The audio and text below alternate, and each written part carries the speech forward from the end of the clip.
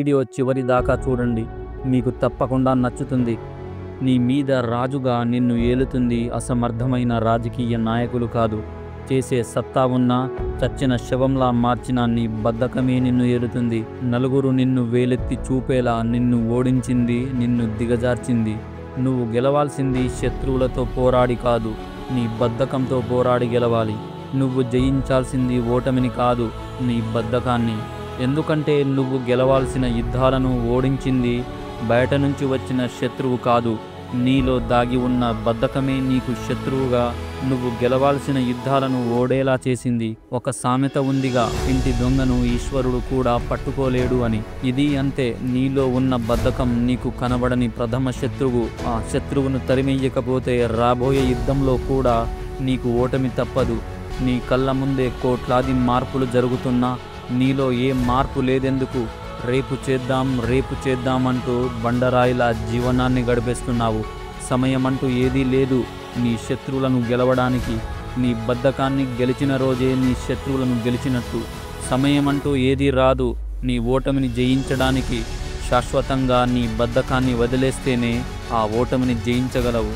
అందుకే రేపు అనే మాటను మంటల్లో కాల్చి ఇప్పుడే చెయ్యాలి అనే మాటను గుండెల్లో నింపుకో. పరిగెత్తే ప్రపంచం అయ్యో పాపమంటూ నీ వైపు చూసి నీ కోసం ఆగదు. ఆగకపోగా కాలుతో తంతుందే కానీ నిన్ను చెయ్యి పట్టి ముందుకు నడిపించదు. మండే సూర్యుడి మీదనే మహావిశ్వం ఆధారపడింది. మండే సూర్యుడు చల్లారడు, తిరిగే భూమి అలసటతో ఆగదు. ఇలా దేనికదే శాశ్వతమైన పోరాటం చేస్తుంటే నువ్వు మాత్రం మహారాజు అనుకుంటూ బద్ధకంతో బానిసలా బ్రతుకుతున్నావు. నీ జీవితాన్ని నిలబెట్టాలో లేదా పడుకోబెట్టాలో అనేది నీ మీదే ఆధారపడింది. ఇంకా ఎన్ని రోజులు వీధిలో కుక్కలా మరుగుతావు? ఆ రోడ్డున పోయేవాళ్ళు రాళ్ళు విసురుతారే తప్ప నిన్ను రాజును చెయ్యరు. అందుకే మృగరాజులా అడవినే అల్లాడించే సింహంలా గర్జించు. గుంట నెక్కలైనా గుర్రపు డెక్కలైనా పరుగు తీయాల్సిందే ఆ గర్జనకు. గర్జన అంటే మూలిగే నక్కలాగానో మురిగే కుక్కలాగానో కాదు, శత్రువు గుండెల్లో గుబులు పుట్టిస్తుంది. ప్రత్యర్థి పంచ తడిసిపోయేలా ఉంటుంది ఆ గర్జన. అందుకే నక్కి నక్కి తొంగి తొంగి కాదు, తలరాతలు మారేలా పోరాడు, తరతరాలు గుర్తుండిపోయేలా పోరాడు. ప్రపంచంలో ప్రతి పోరాటం కొత్తదే.